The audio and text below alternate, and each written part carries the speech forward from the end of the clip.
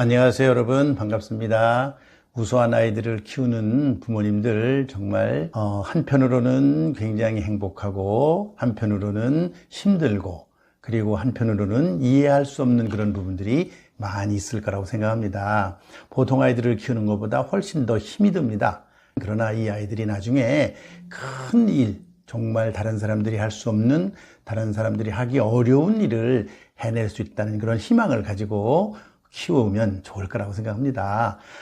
우수하지만 그러나 이 아이들을 듣다 보면은 부족한 부분도 많이 있어요. 그래서 이 부족한 부분들을 잘 세밀하게 관찰해서 메꿔주고 보완해주고 그래야 됩니다. 우리가 IQ가 높다 그러면은 모든 걸 다 잘하는 아이라고 생각하시면 안 됩니다. IQ가 높다고 영재라고 모든 걸 다 잘하나요? 그건 굉장히 잘못된 오해입니다. IQ가 굉장히 높은데도 불구하고 못하는 것도 있어요. 그래서 오늘 그런 얘기를 해보려고 합니다. 우리 아이 IQ는 높은데 새로운 문제 응용력이 낮은 이유입니다. 새로운 문제를 보면 그걸 잘 풀어내야 되는데 새로운 문제를 잘 못 푸는 그런 아이들이 있어요. 응용력이 대단히 부족하죠. 수학에서도 응용 문제가 많이 있어요. 뭔가를 가르쳐 줬어요. 비슷비슷한 문제를 잘 풀어요. 그런데 새로운 문제가 나오면은 막혀서 못해요. 이런 거요. 과학에도 많습니다. 수학만 있는 게 아니에요. 물리, 특히 물리라고 하는 것은 세상에 응용하는 게 굉장히 많잖아요. 그리고 점차적으로 올라가면요. 물리, 화학, 생물을 떠나서 공학이라는 게 있어요. 요즘에는 공학 쪽이라고 하는 건 전부 다 응용학문이라고 볼 수 있는 겁니다. 응용학문이에요. 우리 인간의 삶을 아주 편하게 도와주는 그런 학문이 공학이에요. 요즘에는 공학이 아주 정말 중요한 학문으로 부각이 됐죠. 영재 아이다, 우수한 아이다. 그러면 이런 일을 잘 해야 돼요. 그냥 원리를 잘 알고 그것만 가볍게 적용해서 문제를 해결하는 게 아니라 응용하는 능력이 높아야 되는데 실제로 그렇지 못한 경우가 많아요. IQ가 굉장히 높은데 새로운 문제가 딱 나오면 막혀요. 쩔쩔매는 거죠. 그래서 이 교육이 제대로 잘 안 되면 IQ는 높은데 새로운 응용 문제를 잘 못 푸는 경우가 많이 있어요. 그래서 이런 거를 잘 할 수 있도록 만들어주는 게 바로 영재 교육이에요. 그리고 이런 것들을 잘 할 수 있도록 도와주는 게 부모의 역할이라고 생각이 됩니다. 그러면 IQ는 높은데 새로운 문제의 응용력이 낮은 이유, 제가 세 가지로 압축해서 말씀을 드려보려고 합니다. 첫째는요, 지식 중심 학습을 너무 많이 해서 그래요. 지식 중심 학습. 지식이라고 하는 것 너무나 중요합니다. 지식. 우리가 책을 많이 읽으라고 그러잖아요. 책만 읽는 거 좋아요. 그런데 생각이 없이 책만 읽으면 지식의 어떤 조각들, 정보, 지식만 머릿속에 저장이 되는 거예요. 어릴 때는요, 엄마들, 아이들이 기억력이 굉장히 좋다. 그러면 똑똑하다고 생각해요. 기억력이 좋다. 좋습니다. 기억력도 꼭 필요해요. 학습에는 필요해. 그러나 지식학습이에요. 지식학습이라는 게 뭐냐? 지식이라고 하는 것은요, 가장 낮은 단계의 사고력이라고 말할 수 있어요.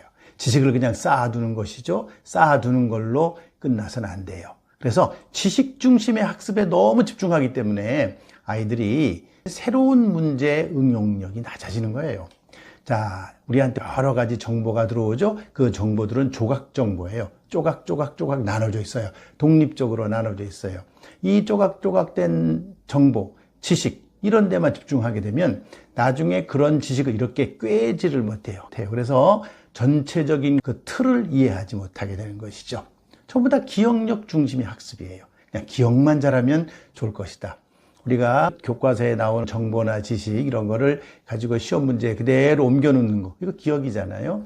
옛날 교육입니다. 우리나라도 그랬어요. 옛날에는요, 초등학교에 시험을 친다 그러면요, 몇 년도에 누가 죽었나, 누가 몇 년도에 태어났나, 이런 연도 같은 거를 시험에 많이 냈고요. 삼국 통일이 된 게 몇 년도인가, 이런 거, 연도 같은 거를 시험 문제에 많이 냈어요. 이건 사실은 큰 의미 없는 그런 시험 문제죠. 이 문제 자체가 아이들에게 기억력만 요구하는 것이 되는 것이죠. 그래서 지식을 연결하는 능력이 부족하게 된다. 그래서 지식 중심의 학습 방법에 너무 지나치게 의존하기 때문에 그렇다. 이렇게 얘기를 할 수가 있습니다. 지식 중심의 학습, 이거를 앞으로는 지향해야 된다. 그런 뜻이죠. 그 다음에 두 번째는요, 유동 추론 능력이 낮기 때문이에요. 추론 능력이 낮다. 추론 능력이라고 하는 굉장히 중요해요. 여러분들이 비슷한 말이 있는데요. 추리라는 말이 있고 추론이라는 말이 있어요. 우리가 귀납적 추리, 연역적 추리 그런 말 쓰잖아요. 우리가 연구를 한다 그러면요 전부 다 추리를 하는 거예요. 추리. 그러니까 추론이라고 말할 수 있고 두 가지 다 비슷하게 쓰이는데 그 차이는 좀 있어요. 하지만 뭐 일반인들이 그렇게까지 너무 엄격하게 구분하지 않아도 비슷하다고 생각하시면 됩니다. 그런데 이 추론이라고 하는 것, 추론 능력이라고 하는 것은 어떤 단서를 보고 단서를 가지고 새로운 것을 추측해내는 거예요. 세상에는요, 추론이 많아요. 어떤 단서들을 보면 그 단서들을 가지고 다른 거를 알아내야 돼요. 다른 거를. 그런데 그 단서들을 보고 그냥 단서에 머무르면 그거는 그 단서를 지식으로만 받아들이는 거죠. 그러나 그 단서를 가지고 발전적으로 새로운 것을 만들어내거나 새로운 것을 추측하거나 새로운 것을 예상하거나 이런 것들이 굉장히 중요한 능력인데 이런 거를 아이들에게 안 가르쳐줘서 그래요. 우리가 IQ 테스트를 하다가 보면은 그 안에는 유동 추론 능력이라고 있어요. 그런데 이 유동 추론 능력이라고 하는 것이 포괄적인 유동 추론 능력이 아니라 굉장히 좁은 측면의 유동 추론 능력만 측정하기 때문에 응용 능력을 정확하게 예측하기 어려워요. 자, 그래서 유동이라는 말이 뭐냐? 유동이라는 말은 유연하다라는 뜻이거든요. 유연하다라는 뜻인데 fluid라는 뜻이거든요. 영어로 fluid. 유연하다라는 말이 뭐냐면 새로운 상황에 바뀔 때마다 잘 적응해 나간다. 잘 거기에 맞출 수 있는 능력을 말하는 거예요. 추론은 A라는 환경 속에서 추론하는 거, 거기서 뭔가를 새로운 것을 찾아내기도 하고요. 또 B라는 상황이 되면 B라는 상황에서도 또 새로운 것을 찾아내고요. 이렇게 상황이 바뀌고 어떤 환경이 바뀌어도 거기에 잘 적응하면서 추론을 해낼 수 있는 능력을 유동 추론이라고 해요. 이 유동 추론은 수학이라든지 과학이라든지 이런 쪽에 관련이 굉장히 많아요. 요즘에 수학을 잘하거나 과학을 잘하는 아이들 이런 능력이 높죠. 그런데 이런 능력이 우리가 지능에서 설명하는 그런 유동 추론 능력은 굉장히 협의적이에요. 좁아요. 좁게만 봤기 때문에 이거보다 훨씬 더 넓은 세상으로 나갔을 때 우리가 추론 능력이 필요해요. 그래서 미국에서는 SAT 시험이라든지 그 다음에 뭐 대학원에 들어가는 GRE 테스트라든지 그 다음에 경영대학원에 들어가는 GMAT이라고 하는 테스트가 있거든요. 이런 테스트가 모두 다 거기에 가장 핵심적인 능력을 뭐를 가지고 측정해서 뽑느냐? 추론 능력이라고 하는 것이 굉장히 중요해요. 추론이라고 하는 것. 그래서 이 추론이라고 하는 것은 부분을 보고 전체를 파악하는 능력이라고 말할 수도 있어요. 부분적인 거를 보고 전체를 우리가 파악해서 이해하는 그런 능력이고요.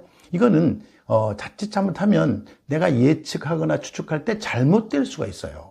그렇지만 이 잘못될 수 있다고 하는 것을 과감하게 도전해야 돼요.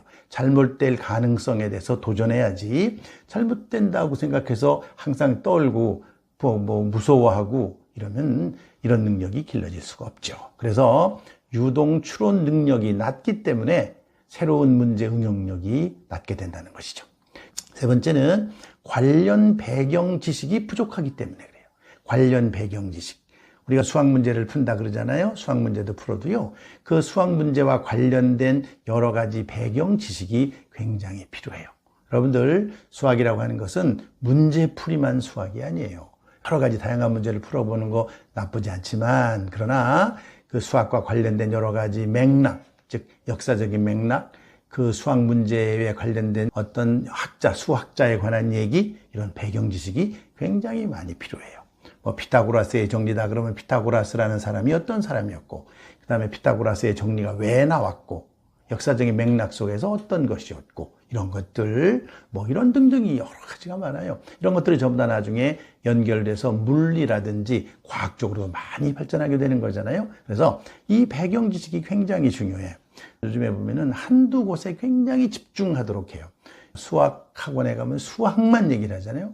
그러나 수학이라고 하는 것이 독립된 게 아니에요. 학문이라고 하는 것은 다 연결되어 있어요. 요즘에 수학을 못 푸는 아이들이 문해력이 부족해서 못 푼다 그러잖아요. 언어하고 연결되어 있다는 것이죠. 어릴 때는요, 언어 능력하고 수학하고 능력이 상관관계가 굉장히 높아요. 점점 이런 식으로 모든 것이 같이 연결되어 있기 때문에 그 배경 지식을 충분히 쌓아야 된다는 거예요. 어릴 때일수록 그래서 폭넓은 지식과 교육이 필요해요. 폭넓은 교육이 굉장히 필요한데 어릴 때부터 너무 수학이라는 학문 하나만 집중시켜 놓으면은 나중에는 아이가 폭넓은 그림을 그리지를 못한다는 거죠. 그래서 여기 또 한 가지 더 나아가서는요, 이렇게 학문적인 것만 폭넓을 게 아니라 세상의 경험, 다양한 폭넓은 세상의 경험도 시켜줘야 된다. 이것이 굉장히 중요한 그런 새로운 문제 응용력을 높이는 데 필요한 것들입니다. 제가 3가지 말씀을 드렸는데요. 간단하게 정리하면 새로운 문제 응용력이 낮은 이유는 첫째는 지식 중심의 학습을 너무 많이 하기 때문에 그렇고요. 둘째는 유동 추론 능력이 낮기 때문에 그렇고요. 셋째는 관련 배경 지식이 부족하기 때문에 그렇다라고 말씀을 할 수 있습니다. 부모님들 이런 걸 잘 보시고요. 아이들에게 새로운 문제 응용력이 반드시 필요한데 이거를 높이기 위해서 어떻게 되는지 부모님들이 세심하게 들여다보고 아이한테 이런 거를 길러줄 필요가 있다라고 생각을 합니다. 오늘은 여기까지 하겠습니다. 감사합니다.